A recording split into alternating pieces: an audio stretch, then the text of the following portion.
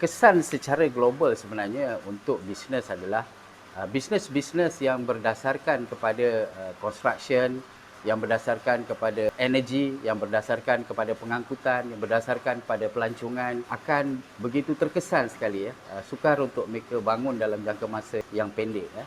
Dan bisnes-bisnes yang akan survive dan akan mungkin maju adalah bisnes-bisnes yang berdasarkan food and beverages, makanan, kesihatan, peralatan kesihatan dan juga kemungkinannya pertanian.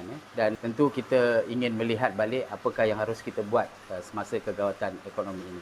Dan kalau di Amerika Syarikat pula kesannya begitu mendalam sekali, iaitu minggu lepas umpamanya telah diumumkan lebih kurang 700,000 orang kehilangan pekerja dan unemployment rate telah pun naik kepada paras 4.4%, di mana lebih kurang 10 juta orang tengah mencari kerja, dan itu di Amerika Syarikat ya. Dan apa pula kesannya yang berlaku di Malaysia ya?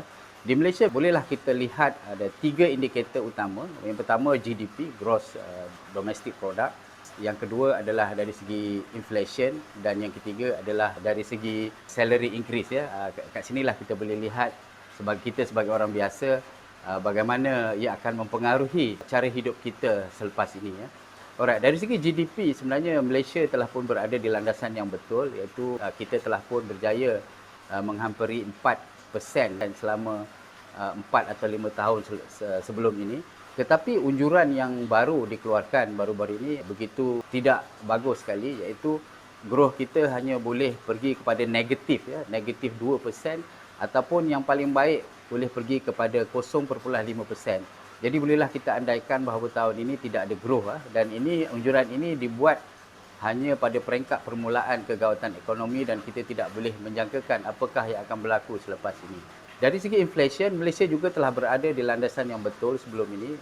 Kita punya inflation telah pun turun di bawah 1% sebenarnya sebelum ini ya, iaitu di tahun 2018-2019 umpamanya. Tapi sekarang ini unjuran yang baru mengatakan bahawa inflation akan naik ya. Inflation akan naik lebih kurang 1.6% ya. Dan inflation ini berlaku kerana perubahan dari segi harga barang ataupun consumer price index ya, perubahan dari segi harga barang berbanding dengan cost of living yang kita ada ya. Dan GDP tadi walaupun kita lihat dari sudut expenditure negara ke ataupun daripada income negara ke ataupun dari segi pembangunan ataupun development pun, GDP kita tidak akan dapat kita ubah kerana ketiga-tiga faktor itu pun akan memberi kesan yang sama juga ya. So yang ketiga adalah dari segi salary increase. Seperti yang kita tahu, Malaysia adalah sebuah negara yang antara yang bagus ya, memberi kenaikan gaji yang bagus, antara yang terbaik di dunia. Average adalah 5% sebelum ini. Tapi unjuran baru menunjukkan bahawa paling baik pun kita akan mendapat 2 hingga 3% kenaikan gaji ya. Dan kenaikan gaji ini mungkin akan lebih teruk di penghujung ke arah lagi lama kegawatan ini berlaku, maka salary increase juga akan jadi bertambah buruk ya. Dan kita boleh tengok pula kepada small and medium industry. Saya hanya merujuk kepada satu survey yang dijalankan oleh third party antara SME dan juga ada third party. Di situ saya lihat satu keadaan yang amat membimbangkan ya, kerana di Malaysia ada lebih kurang 10 juta pekerja terlibat dalam SME industry. SME industry bermaksud company yang mempunyai revenue dimension lebih kurang 10 juta dan juga pekerja dalam 75 orang. Daripada survey itu dirumuskan bahawa lebih kurang 25% akan kehilangan kerja, iaitu lebih kurang, to be exact, 25.6 juta orang akan kehilangan pekerja. Dan yang paling menyedihkan, hanya lebih kurang 33% atau 1/3 daripada company-company ini berjaya menggunakan cash flow yang ada untuk membayar gaji atau membuat operation cost pada bulan Mac ya.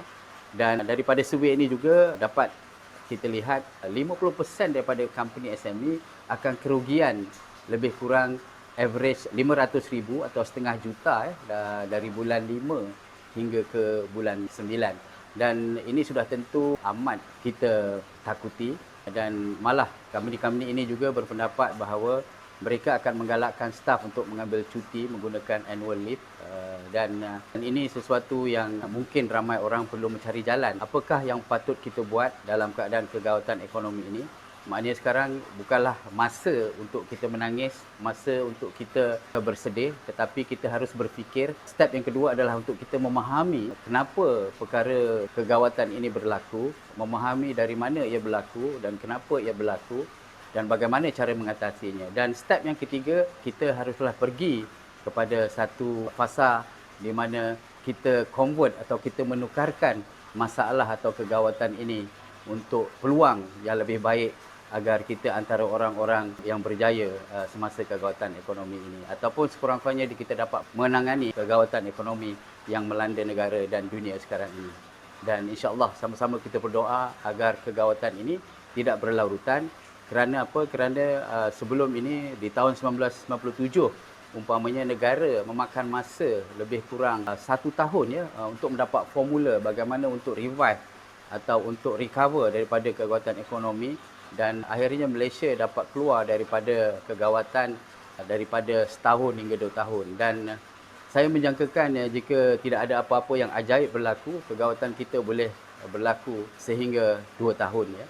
Dan marilah kita sama-sama berdoa agar kita dapat keluar daripada masalah kegawatan ini dan dapat menggunakan sebaik-baiknya masa yang kita ada sekarang.